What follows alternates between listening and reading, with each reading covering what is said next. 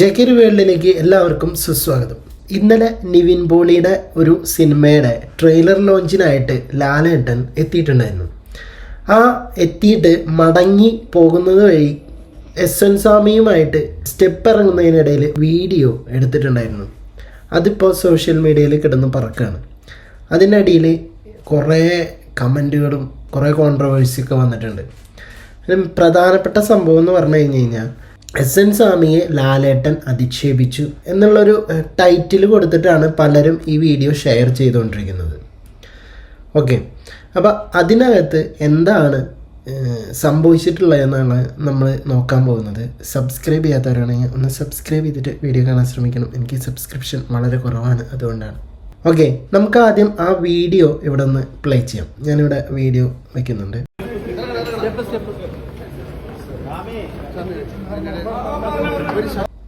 ആദ്യം നമുക്ക് full video കാണാം, അതിനുശേഷം നമുക്ക് ഓരോ പാർട്ടായിട്ട് നമുക്ക് സംസാരിക്കാം.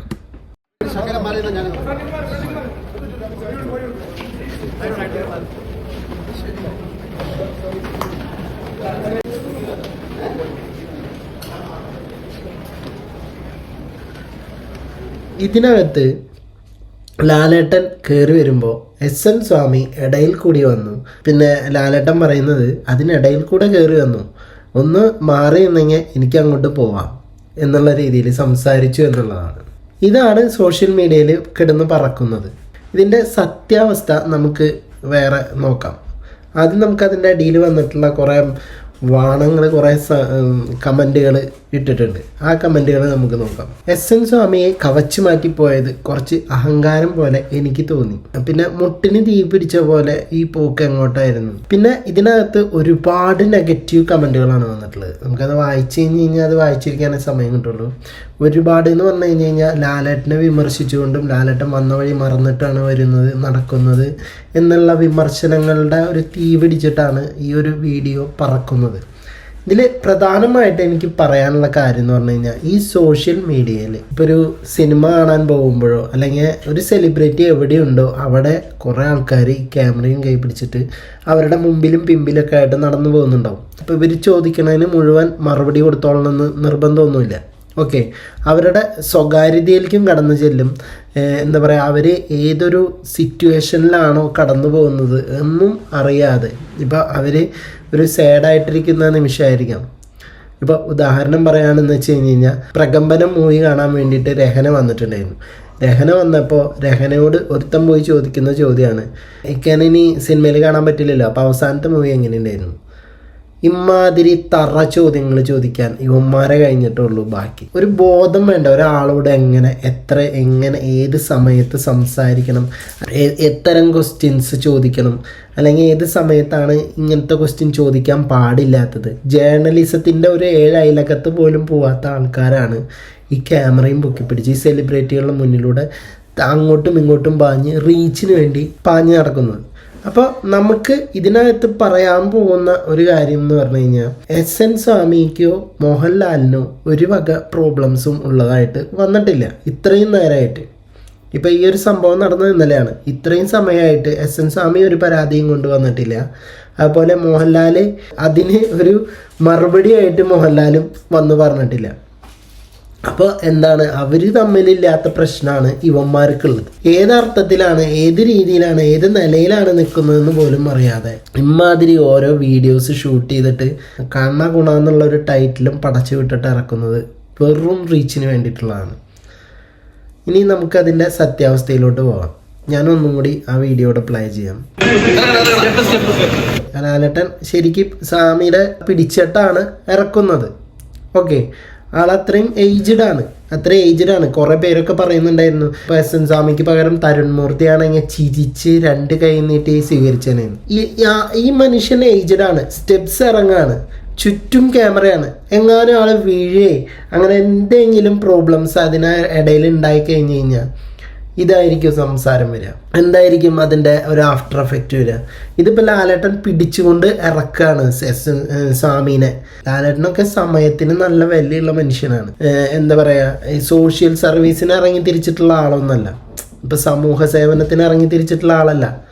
സോ അതുകൊണ്ട് ആൾക്ക് എന്താ പറയുക സെറ്റിൽ നിന്ന് സെറ്റിലേക്ക് പായുന്നുണ്ട്. അതിന് പുറമെയാണ് ഇപ്പോൾ ഈ ട്രെയിലർ ലോഞ്ച്, ഉദ്ഘാടനം, അങ്ങനെ ഒരുപാട് തിരക്കുകളുള്ള ഒരു മനുഷ്യൻ തിരക്ക് മൂലം ഒന്ന് മാറിയിരുന്നെങ്കിൽ പോവാമെന്ന് പറയുന്നതാണോ ഇത്ര വലിയ തെറ്റായിട്ട് തോന്നിയത്?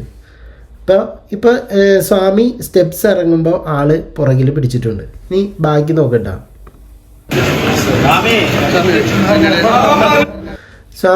സ്വാമി എന്ന് അവിടുന്ന് ഈ ക്യാമറയും പൊക്കി പിടിച്ചിട്ടുള്ള ആൾക്കാർ വിളിച്ചു പറയാണ് സ്വാമി എന്നുള്ളത്. അപ്പോൾ മോഹൻലാലിന് മനസ്സിലായി അടുത്ത ക്വസ്റ്റ്യൻ വരാൻ പോകുന്നത് എന്തായിരിക്കും, സ്വാമിയുടെ കൂടെ ഇനി എന്താണ് അടുത്ത സിനിമ എന്നുള്ള ഒരു ക്വസ്റ്റ്യൻ ആയിരിക്കും അവിടെ അടുത്തത് ചോദിക്കാൻ പോകുന്നത്. ഇവർക്ക് വേണ്ടത് ഒരു ചൂടുള്ള വാർത്തയാണ്, ഒരു ബ്രേക്കിംഗ് ന്യൂസാണ്. അതിന് വേണ്ടിയിട്ടാണ് ഈ പാപ്പരാസികളുടെ പോലെ ഇവരിങ്ങനെ ഫോണും പിടിച്ചിട്ട് ഇങ്ങനെ പിന്നാലെ പായുന്നത്. സോ അപ്പോൾ ഇവരുടെ ക്വസ്റ്റ്യൻസുകളാണ് വരുന്നത്. അവർക്കുള്ള മറുപടി ആയിട്ടാണ് ലാലേട്ടൻ അടുത്ത ആൻസർ പറയുന്നത്. എന്ത് അതിനിടയിൽ കൂടിയും. ബട്ട് ഇത് സോഷ്യൽ മീഡിയയിൽ വീഡിയോ വെച്ചപ്പോൾ എന്താണ് സംസാരിച്ചേക്കുന്നത്, അതായത് മോഹൻലാൽ പറയാണ് അതിനിടയിൽ കൂടി സ്വാമി കയറി വന്നല്ലോ എന്നുള്ള ലെവലിൽ സംസാരിച്ചു എന്നാണ് സോഷ്യൽ മീഡിയ പറയുന്നത്. ബട്ട് അങ്ങനെയല്ല. അതായത് അവിടെ സ്വാമി എന്ന് വിളിച്ചു പറഞ്ഞപ്പോൾ അവർക്ക് ഉള്ള മറുപടി ആയിട്ടാണ് മോഹൻലാൽ പറഞ്ഞത് അതിനിടയിൽ കൂടിയെന്ന്, അല്ലാതെ വേറെ ഒന്നും കൊണ്ടല്ല. പിന്നെ ലാലേട്ടന് പോയിട്ട് തിരക്കുണ്ട്, അവിടെ സ്വാമിന്ന് വിളിച്ചുകൊണ്ട് നിൽക്കുകയാണ്. അപ്പോൾ അടുത്ത ക്വസ്റ്റ്യൻസും അവിടെ ഒരു സ്റ്റേയും വരാൻ പോവാണ്. അവിടെ നിർത്തി ക്വസ്റ്റ്യൻ ചോദിക്കാനുള്ള എല്ലാ തന്ത്രപ്പാടും നടക്കുന്നതിനിടയിലൂടെയാണ് മോഹൻലാൽ ഇങ്ങനെ ഒരു ഇത്തരം സംസാരിച്ചത്.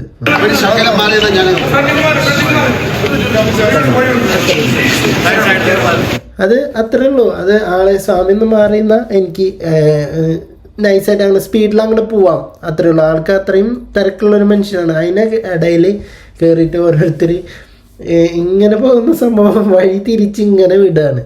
ഇതെങ്ങനെ സാധിക്കണമോ ഇങ്ങനെ വളച്ചൊടിക്കാനായിട്ട്? ഒത്തിരി പേര് കുറേ കമൻറ്റുകൾ ഇട്ടിട്ടുണ്ട്. അതായത് നിന്നെ സൂപ്പർ സ്റ്റാർ ആക്കിയത് SN സ്വാമിയാണ്, ഇത്രയും ഹിറ്റുകൾ തന്നത് SN സ്വാമിയാണ്, വന്ന വഴി മറന്നു പോകരുത്, ഞങ്ങളെല്ലാവരും SN സ്വാമിക്ക് സപ്പോർട്ടാണ്. അതിന് എവിടെയും SN സ്വാമി വന്ന് കരഞ്ഞു പറഞ്ഞിട്ടില്ല എന്നെ സപ്പോർട്ട് ചെയ്യും അല്ലെങ്കിൽ എന്നെ അധിക്ഷേപിച്ചു എന്നോ അങ്ങനെ ഒരു തരത്തിലുള്ള പരാതിയുമായിട്ട് SN സ്വാമി വന്നിട്ടില്ല. എന്നാലും ഞാൻ SN സ്വാമിയുടെ കൂടെയാണ്, ഞാൻ SN സ്വാമിക്ക് സപ്പോർട്ട് ചെയ്യുന്നുണ്ട് എന്നും പറഞ്ഞ് ഇമാതിരി പടച്ചു വിടുന്ന കുറേ അപരാധി മക്കൾ. ഒരു സെലിബ്രിറ്റിയുടെ ടൈമിൻ്റെ വില, അതുപോലെ അവരുടെ സെൻറ്റിമെൻറ്റ്സ്, അല്ലെ അവരുടെ ഹാപ്പിനെസ്, അതെല്ലാം മുതലെടുത്തുകൊണ്ടാണ് ഈ സോഷ്യൽ മീഡിയ ഇതുപോലെയുള്ള പ്ലാറ്റ്ഫോമുകളിൽ ഈ ഫോണും പിടിച്ചുകൊണ്ട് നടക്കുന്നവർ റീച്ചിന് വേണ്ടിയിട്ട് പരക്കം പായുന്നത്. ആ ഒരു സംഭവങ്ങളിലൂടെ കടന്നു പോകുന്ന ആൾക്കാർക്ക് അതിൻ്റെ ഒരു ബുദ്ധിമുട്ടും കാര്യങ്ങളും മനസ്സിലാവുള്ളൂ. അതായത് ഒരു വീഡിയോ കണ്ട് നമ്മൾ അതിനെ മനസ്സിലാക്കാതെ ഇത് ഭയങ്കര ബുദ്ധിമുട്ടായി പോയി, അതിലേക്ക് കമൻറ്റുകൾ ഇടുന്ന ആൾക്കാർ എങ്ങനെയാണ് ഉണ്ടാവുന്നതെന്ന് അറിയും. ഈ തലക്കെട്ടുകളാണ് ഈ വാർത്തേനെ വളച്ചൊടിക്കുന്നത്. ഇമ്മാതിരിയുള്ള തലക്കെട്ടുകൾ ഇടുമ്പോഴാണ് അമ്മാതിരിയുള്ള നെഗറ്റീവ് കമൻറ്റുകൾ അതിനകത്ത് വന്ന് കുമിഞ്ഞു കൂടുന്നത്. ഓക്കെ, ഇവരൊരുമിച്ചിട്ടുള്ള പടങ്ങളൊക്കെ എല്ലാവർക്കും ഇഷ്ടമാണ്, കണ്ടു കഴിഞ്ഞാൽ മനസ്സിലാവുമ്പോൾ. ചക്കരയുമേൽ തുടങ്ങിയതാണ് SN സ്വാമി. ഓക്കെ, അതിന് ശേഷം ലാലേട്ടൻ്റെ കൂടെ ചെയ്ത പടങ്ങൾ എന്ന് പറഞ്ഞാൽ 20-ാം നൂറ്റാണ്ട്, നാടുവാഴികൾ, അങ്ങനെ ഒട്ടുമിക്ക സിനിമകൾ. ഇപ്പോൾ last Baba Kalyani, Sagar alias Jacky, റിലോഡഡ്.